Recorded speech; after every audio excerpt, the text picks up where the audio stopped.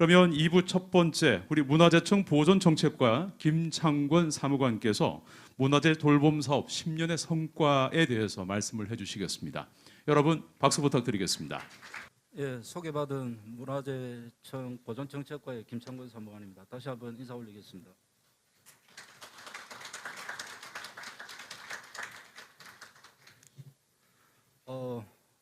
문화재 10년 성과를 10분 내로 발표하라고 하는데요. 사실 뭐 불가능하죠. 근데 다만 이제 이런 과정들이 우리 돌봄 10년의 과정이 돌봄 종사자들의 힘과 노력의 결과라고 생각을 하고요. 또한 이 사항들은 이러한 일련의 과정들은 문화재가 기억할 것이고 또한 국민이 알아줄 것이라고 생각합니다. 먼저 문화재 돌봄 사업은 문화재를 전국의 산재한 문화재를 대상으로 주기적인 모니터링을 통해서 일상관리, 경미수리를 함으로써 문화재에 대한 훼손을 사전에 방지하고 보존 관리하는 사업입니다. 2010년 사업이 시작된 이래로 그 효용성이 대내외적으로 인정이 되어서 사업의 규모가 비약적으로 성장해서 2010년 대비 수행 단체는 5배, 관리 대상 문화재는 12배, 상시 고용 인력은 7.7배, 예산액은 16배가 증가하였습니다. 또한 올해는 돌봄 사업의 법적 근거를 마련함으로써 명실상부한 법정 사업으로 탄생하게 되었습니다. 문화재 돌봄 사업 시행 이전에 우리 문화재 보존 관리 체계는 국가 지정은 국가 및 지방자치단체가 관리하고 시도 지정 문화재는 지자체가 각각 관리 담당하여 왔고 문화재에 대한 훼손이 발생한 경우 사후에 보수함으로써 보존하는 관리 방식을 취해왔습니다. 그러나 2005년 낙산사 화재, 2008년 숭례문 화재 등 소중한 문화재가 소실되거나 훼손되는 등의 피해가 발생해서 국가적, 문화적, 경제적 가치 손실이 초래하고 또한 국민들의 불안감이 정대됨에 따라서 문화재 보존 관리에 대한 전반적인 개선과 통합 관리의 필요성이 대두되었습니다. 이에 사후 보수에 중점을 두었던 기존 문화재 보존 관리 패러다임에서 예방 관리, 상시 관리, 안전 및 방제 관리 등 사전 관리 개념이 도입되었고 국가 차원에서 이를 통합 관리할 수 있는 새로운 패러다임으로 사전적 예방 관리 사업이 등장하게 되었습니다. 이러한 정책적 환경과 필요에 따라 2010년 문화재 돌봄 사업은 비로소 문화재 상시 관리 사업이 이런 사업 명칭으로 5개 시도를 시범사업 대상 지역으로 선정하여 시작되었습니다. 이후 2011년 8개 시도, 2012년 11개 시도, 2013년에는 17개 광역시도로 전국적으로 확대되었고 사업명을 문화재 돌봄 사업으로 변경하게 되었고 지속적으로 관리 대상 문화재를 확대하면서 현재에 이르고 있습니다. 돌봄 사업 10년을 맞는 2020년 현재 문화재 돌봄 사업을 통해 상시적 예방 관리를 받는 관리 대상 문화재는 전국의 8,126개소에 이르고 있습니다. 이 중 국가 지정 문화재가 1,524개, 등록 문화재가 338개, 시도 지정 문화재가 4,129개, 비지정 문화재가 2,135개입니다. 국가 지정 문화재에 비해 상대적으로 문화재 관리 인력 및 재정이 부족한 지방 문화재인 시도 지정 문화재와 비지정 문화재를 관리하는 데 도움이 되고 있으며 특히 지정 문화재가 아니어서 법적 예산적 지원과 보호를 받기 어려워 관리 사각지대에 있는 비지정 문화재의 가치를 발굴하고 유지하는 데 큰 도움이 되고 있습니다. 문화재의 상시 모니터링을 위한 첨단화도 고민해야 할 과제입니다. 문화재청은 10년의 성과를 바탕으로 보다 성숙한 문화재 돌봄 10년 문화재 돌봄 미래 100년을 위해 치열하게 고민하고 더욱 노력하도록 하겠습니다. 감사합니다.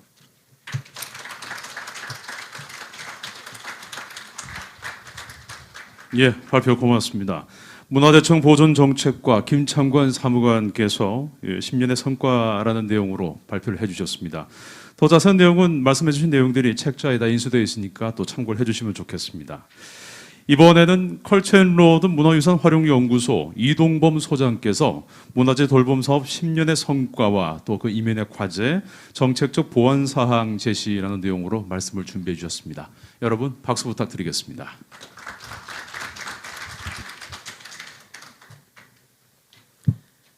예, 내용이 좀 많은데요. 15분 해보겠습니다. 2000년대 들면서 문화재 정책과 관리는 새로운 집행을 여는 시대가 열립니다. 그 하나는 그 여가 문화에 대한 국민적 관심이 높아지면서 문화재 관리 증대가 매우 높아지게 됐고요. 그리고 2008년에 이제 숭례문 화재가 터지면서 안전과 문화재 훼손에 대한 사회적 요구가 빗발치면서 문화재 관리가 근본적으로 바꿔야 된다 하는 그런 어떤 기폭제가 됐죠. 근데 이제 그 모든 이런 그 국가의 어떤 그 업무 부분에 제일 중요한 게 예산인데 문화재 정비에 대한 그 예산 반영률은 매우 낮았습니다. 그리고 또 하나는 뭐냐면은 이 시스템의 문제인데 보수 정비 그 절차상 제때 이제 그 보수하지 못하는 적시성 문제가 커지죠. 그래서 결국 제때 하지 못하면 예산 효율성이 굉장히 많이 떨어지게 되는 부분이기 때문에 예산 낭비도 문제지만은 또 하나 이제 보수 범위가 커지면은 원형 보존의 어떤 그 원칙이 훼손되는 데 있었던 거죠. 그래서 이런 새로운 방식으로 문제를 해결해야 되기 때문에 사후보수에서 사전 예방관리 중심으로 예산 시스템을 뭔가 바꾸는 그런 혁신이 필요했던 것입니다. 근데 이때 2008년도에 어떤 게 터지냐면은 미국에서 이제 금융위기가 터집니다. 그래서 사회적 일자리 사업이 대대적으로 시도가 되는데 공공 분야의 문화재 쪽에서는 상시관리 사업이 시작이 됐어요. 그래서 고택 경상 보조금에다 노동부의 이제 일자리 사업을 합쳐서 이제 사업이 시작이 됐는데 아직 효율성은 매우 높았지만 한계가 있었습니다. 대상은 이제 국가 지정만 하고 그 다음에 이제 이걸 대상을 확대할 때 예산 확보를 문화청이 해주질 못했어요. 그래서 결국에는 2009년도에 문화재 보호기금법이 제정이 되면서 그때 전라남도에서 문화예방관리센터에서 사회적 일자리 사업으로 예방관리 사업이 시작되고 있었는데 그거를 가지고 시범 사업이 시작이 됐던 겁니다. 근데 이제 문화재는 한번 뭐 훼손되면 예산도 많이 들고 원형이 상실되기 때문에 결국 사람이 투입하는 게 가장 효율적인데 이런 상시관리 사업이 시작되기 전에는 훼손 후에 사후 보수하는 이런 체계였습니다. 근데 이제 관리 대상이 점점 많아지게 되니까 지자체에서는 이제 그걸 보완하기 위해서 사람을 이제 문화재 현장에 직접 투입하는 그런 특별관리 사업을 시작을 했어요. 근데 그때 하는 거는 이제 청소와 순찰하는 이런 것이었습니다. 그래서 한계가 있을 수밖에 없었는데 그 부분에서 뭔가 이제 상시 관리 사업으로 진일보된 것은 뭐냐면은 거기에 모니터링이라든가 훼손 시 바로 수리를 하고 또 이제 범위가 큰 거는 보고를 한다든가 이런 어떤 그 사전 예방 관리 체계로 변화된 데 있었던 것입니다. 이런 어떤 상시 관리의 발전은 그 조직 관리와 경영기법도 혁신이 되어야 되는데요. 그 문화재 관리에 대한 어떤 지식과 경험을 갖추고 그리고 교육 훈련도 하고 그리고 민간의 위탁을 맡긴다든가 권역별로 순환 관리를 한다든가 이런 방식이 새롭게 도입이 됐던 겁니다.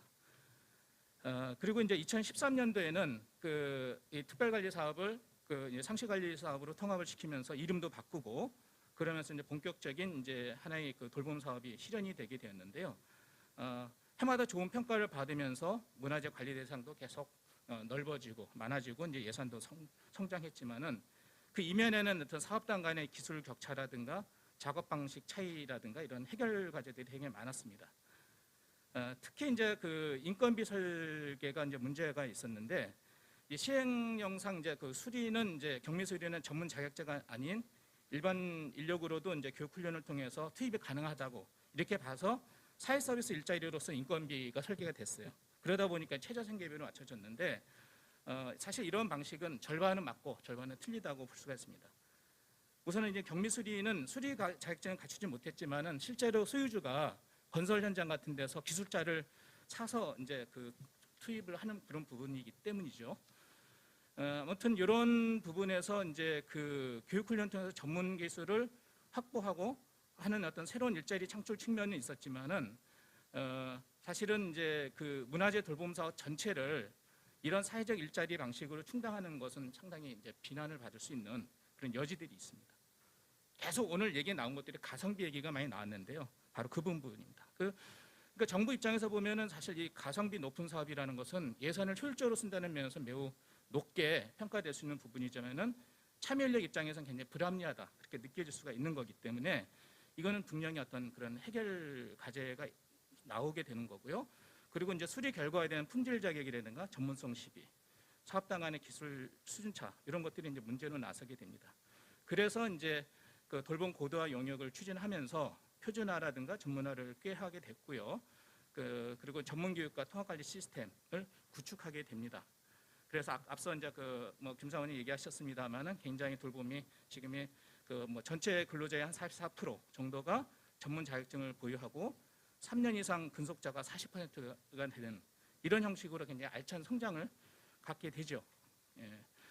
근데 이제 올해는 이제 그 6월달에 보호법이 개정이 돼서 돌봄사회 법적 근거가 이제 확보가 됐고 내년 6월부터는 이제 이게 본격적으로 시행이 됩니다. 그러면 이 부분에서 과연 돌봄 내부의 어떤 그 근본적인 문제들을 해결해야 되는 것들은 어떤 것인지를 좀 살펴보겠습니다.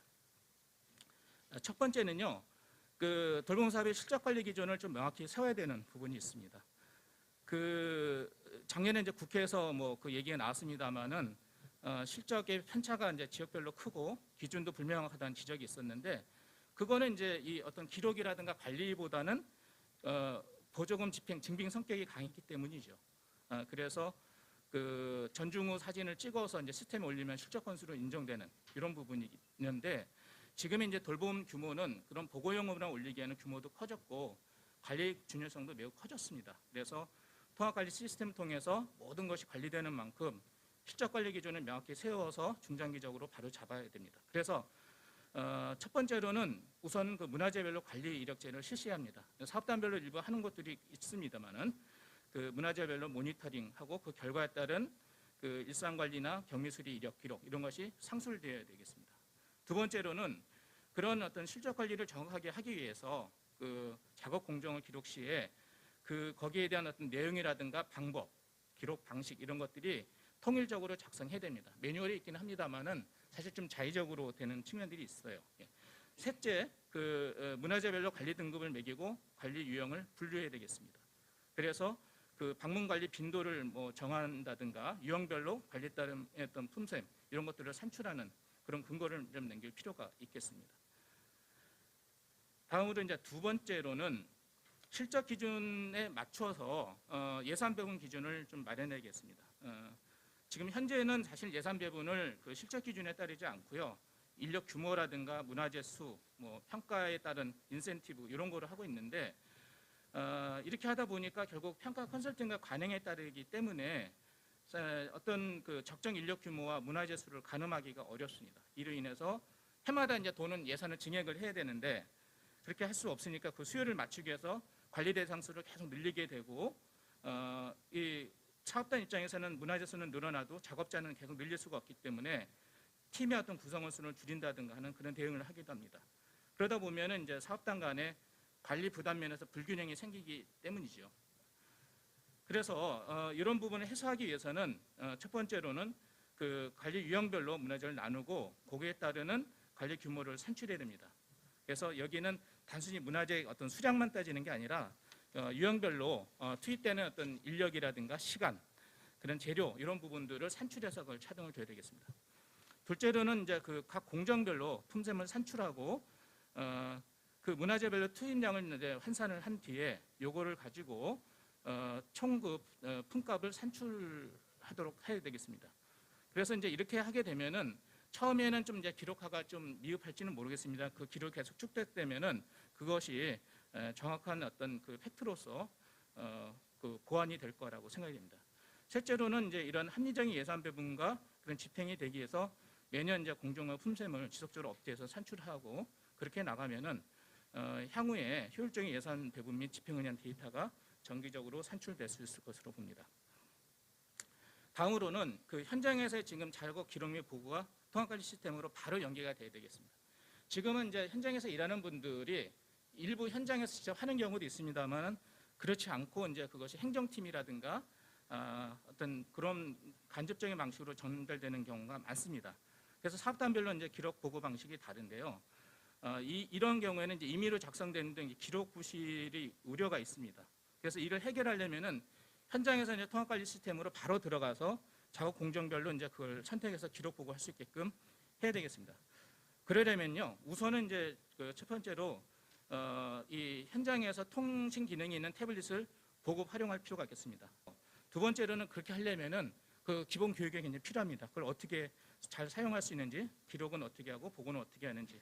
세 번째로는 이제 그렇게 이제 통신 기기를 이용해서 해야 되기 때문에 입력 방식이라든가 보고 영역이 굉장히 간결해야 되겠습니다. 네, 다음으로 이제 네 번째는 격리 수리 범위를 엄격히 제한하고 전통공법에 의한 그 격리 수리가 돼야 되겠습니다. 아무래도 이제 돌봄이 계속적으로 확장되면은 지금 이제 현재 문화재 수리 기능자 및 수리업체와의 갈등이 발생되고 있습니다.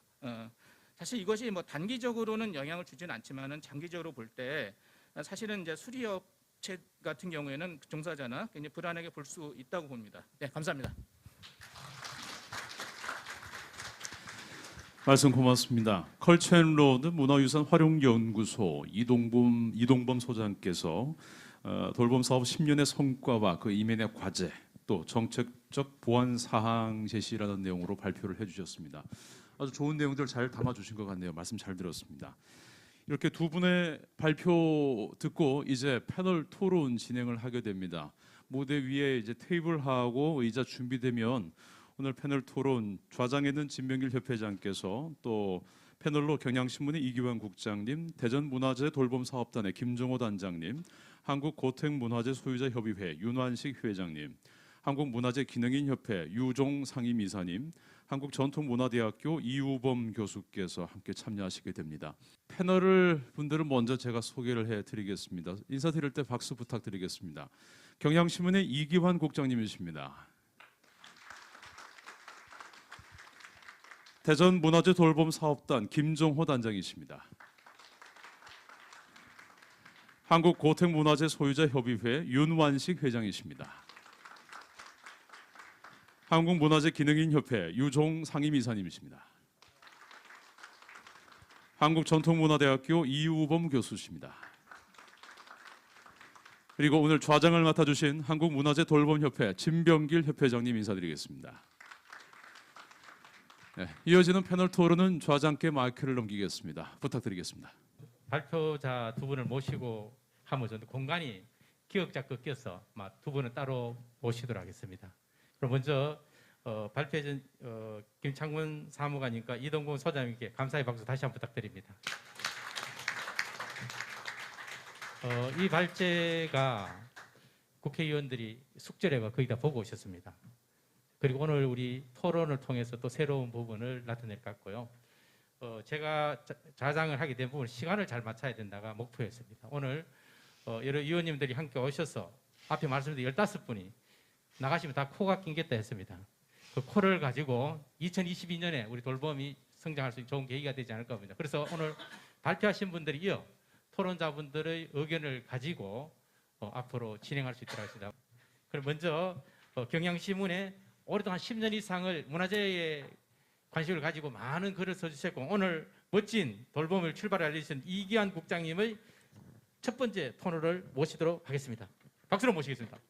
약간 감명을 받았다 그럴까? 좀 재밌었던 거는 경주 포항 지진 때 정말 뭐 전국 15개 사업단 인력이 경주로 직결해서 하여튼 굉장히 긴급 모니터링하고 응급 조치하고 복구까지 마쳤다라는 이야기가 굉장히 깊었는데 뭔가 이 지진과 같은 어떤 굉장히 갑작스러운 상황에서 신속하게 대처하는 모습 이거야말로 어떻게 보면 그 문화재 돌봄 사업의 알파의 오메가가 아니었나 생각이 드는데 여태까지 10년이 지났는데도 불구하고 저와 같은 언론에 거의 알려지지 않은 것 이거를 일단 좀 지적을 해주고 싶어요. 그러니까 좋은 취지의 사업이기도 하고 그 분야에 뛰어든 인력들이 뭔가 사명감을 가지고 분투하는 모습들을 이렇게 단편적으로나마 보게 되는데 그런 만큼 대중한테 뭔가 적극적으로 좀 알리고 그래야 될 것 같은 생각이 들었습니다.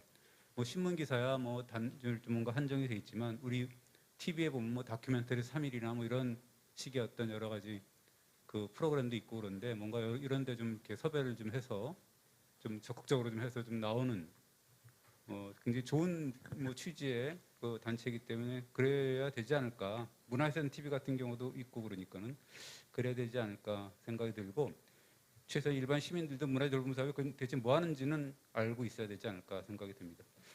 그리고 발표들이 다 밝혔기 때문에 지적할 사항보다는 뭔가 제가 쭉 보면서 느낀 점만 좀 말씀드린다면 아까 최전 임금 얘기를 하셨는데 최전방에서 활동하는 사람들의 인건비가 여러 가지 방법을 말씀해 주셨지만 기본적으로 최저임금 수준이라는 것은 너무 낮지 않나라는 생각이 저는 들었어요. 이게 그냥 정상적으로 정년퇴직 후에 보람 있는 인생을 살려는 분들은 어떨지 모르겠지만 뭔가 석사라면서요. 석사 기준 뭐 모니터링에 일하는 분들 석사 기준의 임금이 200만 원 정도라 그러면 너무 작지 않나라는 생각이 기본적으로 들었습니다. 뭐 다른 여러 가지 이렇게 해갖고 돌리고 저렇게 하고 돌리고 해서 방언을 만들다기보다도 기본적으로 좀 그 낮다. 뭐 퇴직 연령층을 기준으로 한 임금 피크제 뭐 이렇게 말씀하셨지만 우선 기본 임금이 좀 낮다는 점을 지적해주고 싶고 라는 참관기를 소개했는데 저는 그 글을 보면서 야 그분들이 진짜 뭐 우리가 흔히 얘기하는 문화재 애국자다라는 전문가의 표현에 동의는 하지만 걱정이 좀 앞서더라고요. 저렇게 분투를 하다가 뭔가 다친다든가 혹은 목숨을 혹시 잃게 된다든가 뭐 이렇게 되면 어떻게 될 것인가.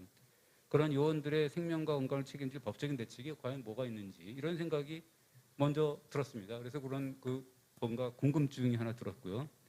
그다음에 관리 대상 문화재가 8,000여 곳이 넘는다 그랬는데 어떤 기준으로 나눴지라는 생각이 들었는데 어떻게 확대가 되겠지라는 생각이 들고 지금 그 현재 하고 있는 돌봄 사업의 능력보다 과부하가 걸리는 거 아닐까?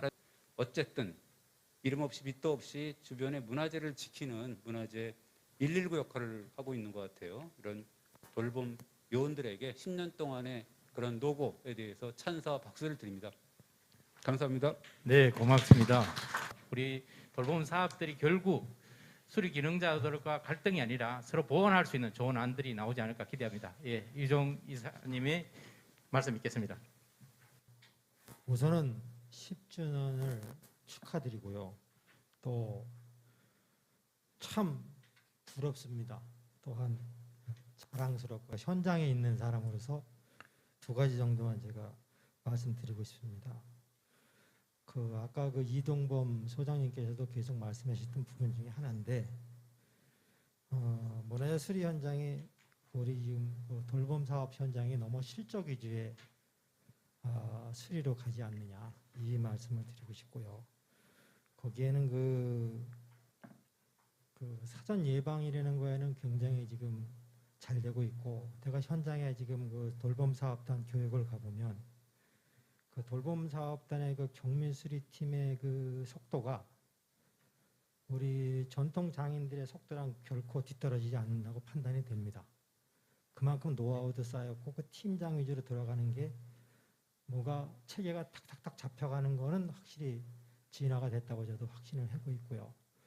지금의 그 돌봄 수리나 현장에서 관리하는 분들은 그 어떻게 보면은 그 고택 관리자들이나 그 주위 관리자들의 노비화되는 현상이 생길 수도 있어요.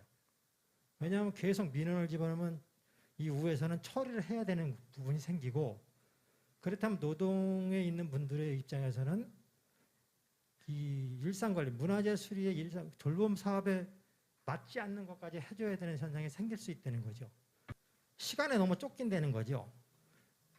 아까 이동범 소장님도 말씀하셨지만 시공 전, 시공 중, 시공 후까지 한 방에 해본다는 거는 전통하고 완전히 벗어나는 행동을 지금 돌봄 사업에서 한다는 거죠. 이 국가 예산을 가지고 하면서 그거는 일반 사급에서도 이렇게 안 하는 부분인데 국가 예산을 가지고 하면서 그거에 대한 거는 조금 조정이 필요하다. 또 그렇다면 앞으로 10년 지금 돌봄 사업의 방향을 저한테 제가 이제 말씀드리고 싶은 거는 자, 우리 기존에 이제 그 수리하시는 분들은 속도 전이로 갖고 또 죽어 있는 건축물을 수리한 거랑 똑같아요. 문화재는 죽어 있는 거지. 근데 만약에 그 죽어 있는 고택이나 문화재를 활용할 수 있다면 그게 앞으로 돌봄에서는 큰 정책 방향으로 가야 될 부분일 거라고 생각했는데 무지하게 많은 그 일거리가 생길 거라고 생각이 돼서 앞으로는 경미수리에 아니면 뭐 일상관리 쪽에 유지를 해대 조금 더 폭넓게 주변 환경까지 해서 관광 상품화 가는 부분이 더 좋지 않겠나 이런 말씀을 드리고 싶습니다. 그래서 마지막으로 이제 말씀드리고 싶은 거는 이게 경미수리 우리 돌봄 사업단은 아직까지 누군가 제동 걸고 감독을 하거나 뭐 이런 게 없습니다. 그래서 자체 내에서 그런 걸 하기 전에 스스로가 전통기법과 돌봄의 원칙을 지내서 갔으면 앞으로 돌봄 사업은 우리 문화에 대해서 큰 역할을 할 거라고 저는 판단됩니다. 감사합니다. 예, 우리 방금 우리 유정 상임이사에서 우리의 염려 부분인데요. 1차, 2차, 3차 동시에 한다는 것은 전체가 아니고 아주 일부지만 염려된다는 게 혹시나 생방송을 통해서 들을 때 우리가 전체는 아닙니다. 그중 일부도 더 잘해라는 뜻이기 때문에 우리가 앞으로 그런 부분이 있다면은 우리 돌봄 사업단들이 좀 더 처벌 정보를 좀 더 구분할 수 있는 적은 부분이라도 놓치지 말고 하자는 뜻으로 받아주면 되겠습니다. 예, 이어서 바로 한국고택 소유자 협의회 회장이신 윤한식 회장님께서 또 우리가 고택 소비자 협의회의 도움으로 우리가 교육이 되고 또 그러나 피해를 받지만 또 소화를 해내고 앞으로 어떤 부분을 통해서 우리가 더 해야 될지 함께 나눠보는 시간을 갖겠습니다. 윤한식 회장님께 마이크를 드리겠습니다. 네, 반갑습니다. 윤하식입니다. 저는 한동안 저희 단체는 수행자였었고 지금은 이제 그 수혜를 받는 그런 수혜를 받으면서 또 저희들이 미로를 거의 뭐 담당했고요. 우리 돌봄 협회장님한테 전달하고 해드리는데 처음에 저희들이 수행할 초창기에는 옆에 계신 우리 교수님께서 많은 지원을 했고 사회적 일자리를 만들어서 약 한 250명 규모로 처음에 이제 지방문화재까지 포함해서 저희들이 인력 파견하고 국가문화재는 경상보수만 했었습니다.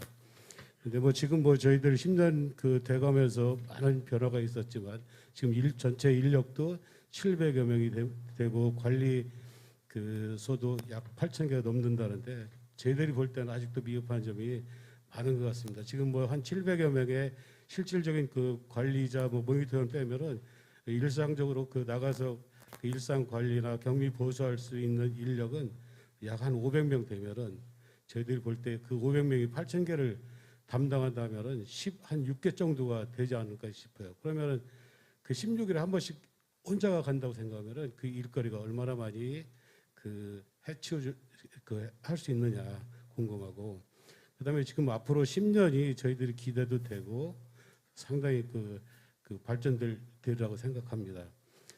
지금 수혜를 받고 있는 고택이나 뭐 이런 문화재를 갖고 있는 소유자들은 더 많은 방금 전에 우리 김영엽 회장님 이야기했지만 더 많은 수혜를 요구할 겁니다. 분명히. 또 우리가 이제 국민들도 이제 문화재 돌봄을 어느 정도 인식해 가지고 굉장히 많은 일을 하고 있는 걸로 알고 있는데 10년 지났으니까 우리가 시행착오도 많이 겪었으므로 우리가 앞으로는 더 좋은 성과를 내야 될 것 같고 그다음에 우리가 이제 보존을 하면은 활용은 필수다. 그리고 우리 돌봄 단체들이 일부는 앞으로 활용할 수 있는 준비를 갖춰가지고 조금씩 활용도 해야 되지 않느냐 이렇게 저희들이 봅니다. 그리고 여기 양동마을, 하회마을 같은 데는 세계문화유산에 등재되어 있는데 이 세계문화유산에 등재되어 있는 팀을 따로 하나 만들어서 관리해야 되지 않을까. 점차적으로 서원 또 사찰이 등재되는 것이 이제 늘어나고 있는 추세이니까 그걸 미리 우리가 준비해야 되지 않나 싶습니다. 저는 우리 돌봄협회 회장님을 통해서 많은 입시론도 하고 각 지방에 우리가 출장도 다녀보면서 건의도 했는데 아직 이루어지진 게 않아 가지고 여기서 제가 말을 하려면 끝이 없는 것 같습니다. 여기서 나중에 또 말씀드리겠습니다.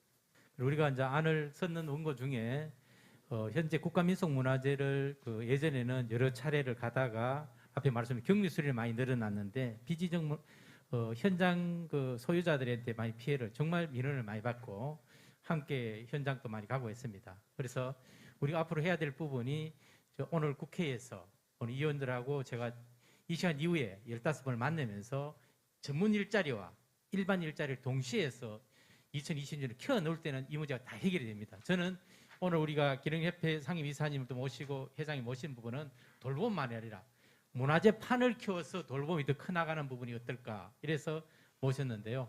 그래서 국가민속문화재 어떤 데는 5채도 한 사람, 10채도 한 사람, 한 채도 한 사람인데 불공평했고 또 앞에 우리 상임이사님 말씀하실 때 종다르지 않은 사람부터 있었다는 것을 들었습니다. 그래서 앞으로 우리는 100서를 써라. 100% 쓰지만 80%만 쓰더라도 이게 전파되면 우리 돌봄이 굳이 피해를 보지 않는다 이런 이야기입니다. 민원을 무서워하지 말고 우리가 농땡이 쳤거나 못한 것을 무서워해라고 저는 많이 표현합니다. 그러한 부분을 우리 돌봄 사업단들이 인식해서 현장의 민원보다는 정말 소유자들의 예정을 가지고 하는 부분들도 우리가 가야 될 길이 아닌가 생각을 가져옵니다. 예, 시간을 좀 단축해 주셔서 제가 약간 말을 했습니다. 이어서 우리 김정호 우리 부회장님 말씀을 먼저 듣도록 하겠습니다. 예, 김정호 부회장님. 네. 사업단장의 입장에서 함께 고민을 하고자 몇 가지 말씀드리겠습니다. 첫 번째, 우수 전문 인력을 확보해야 합니다. 지역별, 분야별 편차가 큽니다. 전문성은 장기 근속이 전제되어야 합니다. 아무리 우수 인력이라 해도 1년 미만이면 전문성을 담보하기가 어렵습니다. 최저임금 임금 구조에서는 30대, 50대의 우수 인력을 잡아두지 못합니다. 둘째는 교육훈련은 매우 중요합니다. 지금까지는 이제 협회에서 주관해서 원활하게 운영해 왔습니다. 세 번째는 소유자, 관리자와의 유대가 원활해야 합니다. 문화재 관련 수리업체와 상생의 길을 터야 합니다. 지역 주민과 함께 해야 합니다. 희망사항입니다. 법제화되면서 중앙센터가 설치되었습니다. 중앙센터의 기능을 강화시켜야 합니다. 사업에 대한 정책, 평가, 자율적 통제가 되어야 합니다. 향후 돌봄 사업은 독립적 지위를 가져야 합니다. 지역센터도 그러합니다. 3년 단위의 공모 형태가 아닌 고정된 지위가 확보되어야 합니다. 구성원들의 신분 안정 요구에 귀를 기울여야 합니다. 구성원들의 신분 안정 없이는 장기적 발전이 불가합니다. 문화재가 소중한 만큼 문화재를 돌보는 사람들도 소중한다는 생각을 해봅니다. 로드맵이 미흡합니다. 로드맵이 공유되기를 간절히 바랍니다. 현장 사업단에서는 초심을 지켜 기본과 원칙에 충실하도록 하겠습니다. 미래 100년을 향해서 투명하고 착한 사업단이 되도록 노력할 것을 다짐하며 약속드립니다. 고맙습니다. 예, 이렇게 또 부회장님도 시간을 아껴주셨습니다. 너무 고맙습니다. 예. 자, 그러면 좀 마지막으로 본 과장님의 옛날 이야기가 지금 현재를 돌아보면서 한 말씀 듣도록 하겠습니다. 네, 감사합니다. 반갑습니다. 10주년 맞이해서 전 각별히 좀 남다른 소회가 있는데요. 우리 정영훈 과장 전임자로서 이 업무를 한 5년간 제가 담당 과장을 했었습니다. 할 때 관리형 타입하고요, 활용형 타입 투 트랙으로 스타트를 했었습니다. 근데 활용형 하기에는 즉 문화재를 단순히 예방 관리하는 차원을 넘어서서 활용이 곧 적극적인 보존이다 라는 시각 관점에서 활용 파트도 광주 양림동하고 우리 진백률 회장님 계십니다만 경주 오람제를 시범적으로 했던 것 같습니다. 제가 이 말씀을 드리는 것은 마침 우리 윤한식 회장님이 그런 필요성을 같이 공감하시는 것 같아가지고 그 부분 지원 과장님, 김삼관님 적극적으로 한번 고민을 해보실 숙제를 드리고 싶네요. 사회적 기업 이명박 대통령 들어서면서 문화재 분야에 딱 노인 일자리 만들기 좋은 분야 아니냐라고 하는 대통령의 지시가 있었습니다. 돌봄 사업은 MB 대통령, 박근혜 대통령하고 좀 인연이 좀 제법 있는데요. 그래서 노인 일자리 차원에서 사회적 기업 방식으로 문화재를 관리해보자. 근데 이미 그때 전라남도에서 나기백 단장이 사회적 일자리를 가지고 예비 사회적 기업을 하면서 모니터링에 특화된 활동을 하더라고요. 그래서 그런저런 지혜가 모아져서 드디어 돌봄 사업으로 완성된 계기가 있었는데요. 문화재 보호 기금법을 만들어지게 됩니다. 그러니까 고택만을 대상으로 또 나홀로 문화재를 대상으로 예비적 관리하던 그런 체계가 기금법이 만들어지면서 여러분들 차량에 문화재 보호 기금 사업입니다. 그 로고를 붙이는 이유가 거기에 있습니다. 국가가 지정한 문화재는 최소한 그 문화재 답사객들에게 그 가치를 정상적인 상태에서 이런 정도의 깨끗한 문화재 환경을 만들자는 거겠고요. 문화재는 무너지면 그때서 수리를 하는지, 그래서 문화재를 사람처럼 생각을 해가지고 건강 진단도 하고 2년마다 한 번씩, 그 다음에 가볍게 아프면 동네 약국, 동네 1차 병원 가서 치료를 하고, 그래도 안 되면 보수 업체에 맡겨서 대수술하는 그런 시스템을 체계적으로 만들어 보자. 이렇게 화려하게 의원님들, 청장님들 올 정도로 돌봄 동기들의 힘이, 역량이 굉장히 이렇게 커졌다라는 점에서 축하의 말씀 드리겠습니다. 고맙습니다.